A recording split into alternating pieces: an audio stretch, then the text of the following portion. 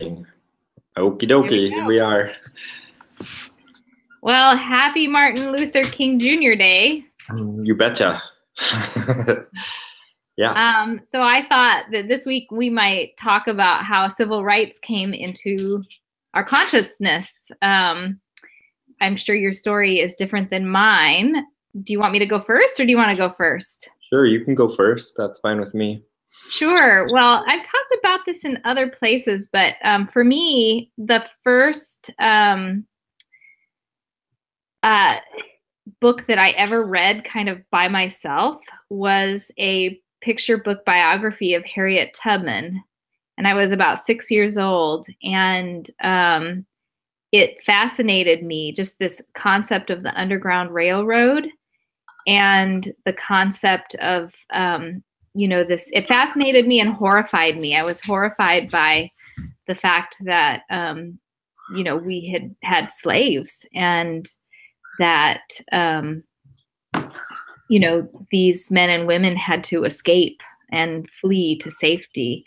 And when I look back, my understanding of it was so vague and slender and slim. Which of your children is there? It's Owen. He's crawling on the table. We're gonna have another Owen appearance. And when I look back, like my understanding of it was just so slim and vague, but at the same time, it just kind of bit deep into me, this sense that there was a huge injustice at the core of our nation. And I was so fascinated with Harriet Tubman. And after that, I had all of these hooks in my brain that kind of gravitated towards the history of slavery, civil rights movement. Which of your kids is coming behind you? Owen's leaving. He escaped, but we didn't see him. And so then at that point, and I mean, that's not civil rights yet. Even civil rights, of course, came almost 100 years later. But I just had all of these hooks in my brain, and so I just gravitated towards reading about history and that particular aspect of history. So even as a very young kid, 6 years old, I was really, really interested in questions of racial injustice. In fact, one of the first books that I read as an 8-year-old that I then read over and over and over and over and over again was The Hiding Place by Corrie ten Boom, which doesn't deal with African American civil rights or civil rights at all, but is a Holocaust story. But it was in that same similar vein of this extreme racial injustice going on, that people were being killed for no other reason than that they were Jewish. So it was books, first of all, that brought that into my consciousness. And when I was young, and ever since then, I think that's been an issue that I've kind of gravitated towards and considered and thought about. And I'm sure that that's a big part of why I became an African historian, and was just this sort of early consciousness and interest in these issues of injustice. And yeah, so that's me. What about you? Well, for me, as you know, since I didn't start reading particularly early, and I actually wasn't read most of those types of story, although The Hiding Place, I think you read it to me, and my mom probably read it to me a couple of times. My consciousness of civil rights has been much more limited, although I have to say it comes more from growing up on the border, from the U.S.-Mexico border. Yeah, the U.S.-Mexico border. Yes, to be clear, more from the rights of migrant workers and immigrant workers, and the struggle for some sort of legal standing and power, which we're still struggling with today. And I see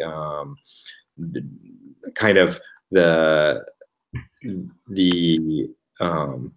issues with having a second class of people that we call them second class. We treat them second class, even though they aren't in any way second class people that's in our face today. Just like if I'm sure if I was not in the whitest state in the union, I would probably have a better grip on the struggles that any minority group is going through. But historically, the African American and Black group in the South is still, and just with our leader today that we see, I feel we haven't come all that far. And reading to my daughter for homeschooling, the civil rights movement, even just today, we got through the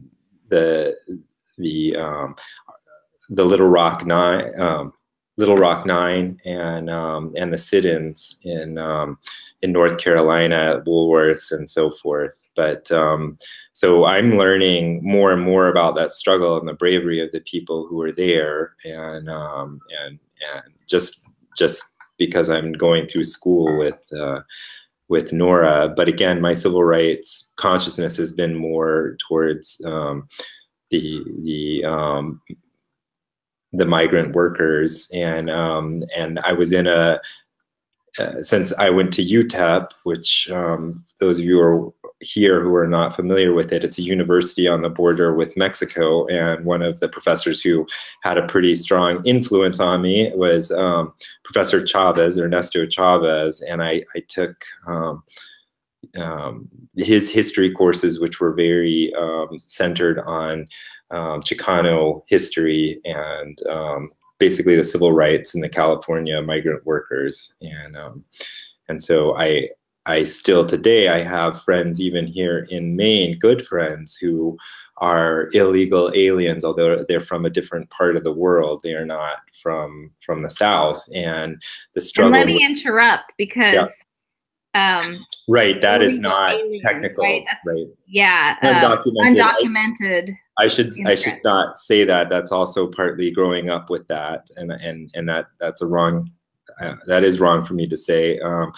Undocumented friends of ours, and whose daughter is under DACA protection for the time being, and she's going to school, university. One of the daughters, the other daughter, is an American citizen, but almost no protection. Not almost. There's really no protection for the parents whatsoever, and how tenuous their situation is right now.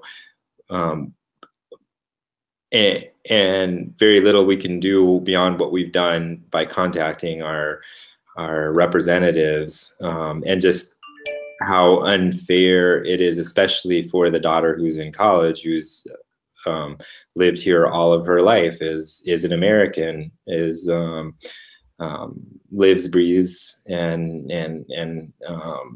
is as American as anybody who was born on this soil, and is a very smart, hardworking person that you would want, as for anybody would want as an employee, but beyond that, just as a citizen, as somebody who to be next door neighbor. So I think just in my consciousness right now, that's where I'm at, and that's because of the history I went through. Yeah, no, I mean, I think our growing up on the U.S.-Mexico border, we just saw it in our face, and of course, our parents are still there and face it on a daily issue, and I as a daily issue, and I go there regularly and still have many friends who are undocumented and face that same issue. One child born in Mexico, the rest in America. Sometimes the parents are able to get citizenship, but that kid is, that was born in Mexico has a harder time if they've reached the legal age, and they're not, there's just so many issues. And yeah, that is a civil rights issue. We tend to think of it as an immigration issue, but it is a civil rights issue too. Yeah, especially because so many of those citizens are second class, seen as second class and treated second class and lack the rights that the rest of us enjoy. So yeah, yep. Well, and how does your daughter Nora react to the history that you're reading?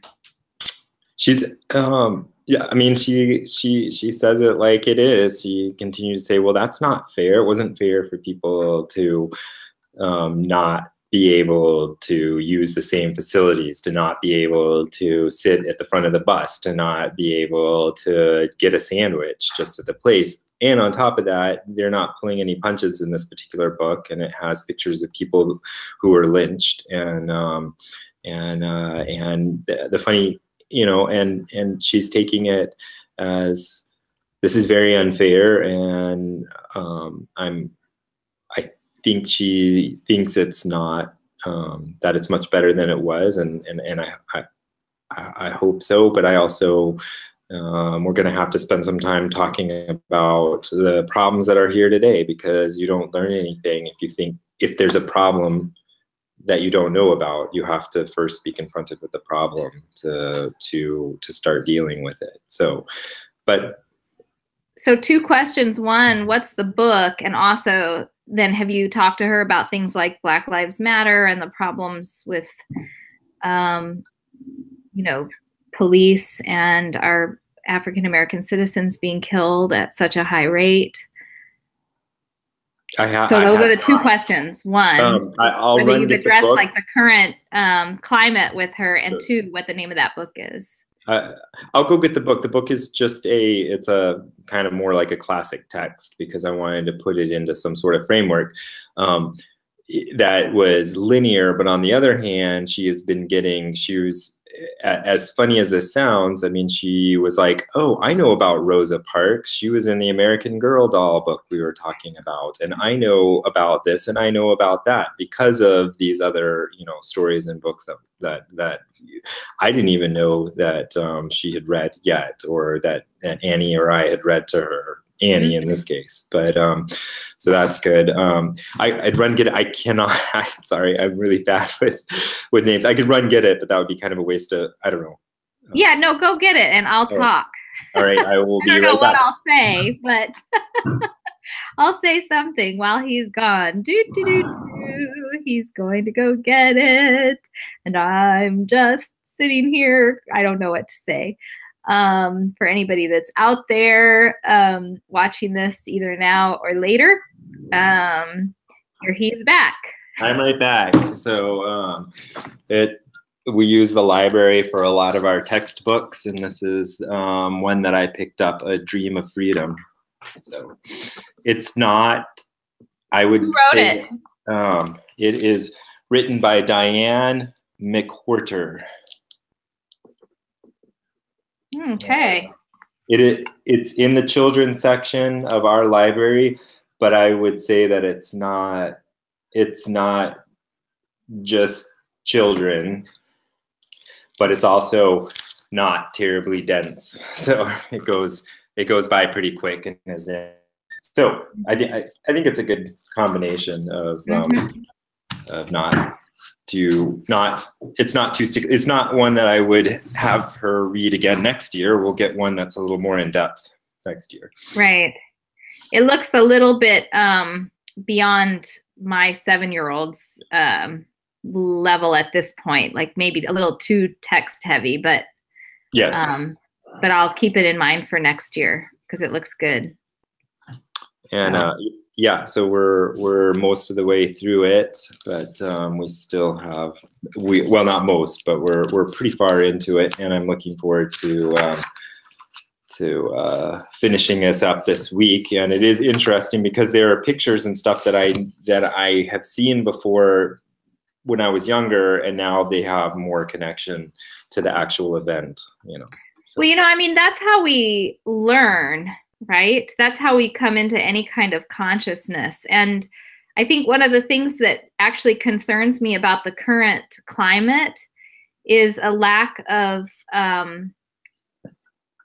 a lack of understanding that becoming woke, for example, is a gradual process. Coming into consciousness of, you know, these issues, even, you know, personally, just speaking as a woman, it took me years to kind of really begin to understand and interpret behavior towards me as to recognize this is predatory behavior, or this is sexual harassment, or this is sexual abuse. It was just, you know, sometimes came so out of left field. I don't know if it was just I mean, you know, I had issues with this all my life from a young child, but just being able to adequately interpret it and have the right words for it, it's taken me years, even as an adult. And I think our current climate doesn't offer people enough kind of grace and latitude for recognizing that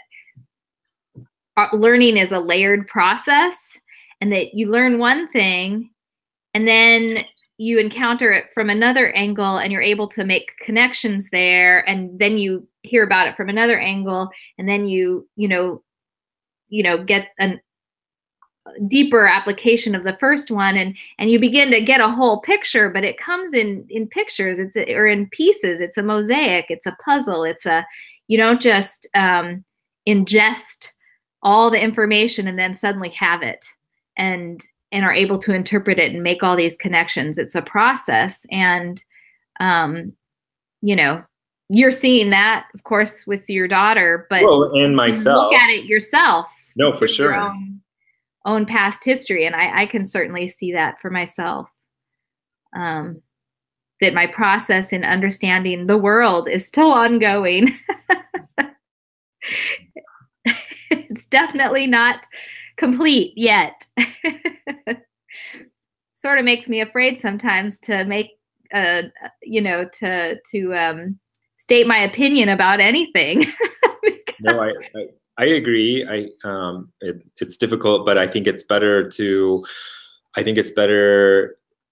be corrected and walk in that humility and be able to see it than it is to never put a word or a step forward, because that in itself is a form of subjugation, when you feel you can never say anything because you'll be completely eviscerated, socially and culturally if you do. I think that that's a form of subjugation that you can't give into either. That's a good point. Yeah, that it's that fear-based lack of action, but instead, putting ourselves forward and being open to learning and growing and being corrected and changing is, it's all part of human growth. Yep. That's life. Yep. So, well, let's end with that. All right. All right. Well, thank you. See you next week. All right. Bye. Bye.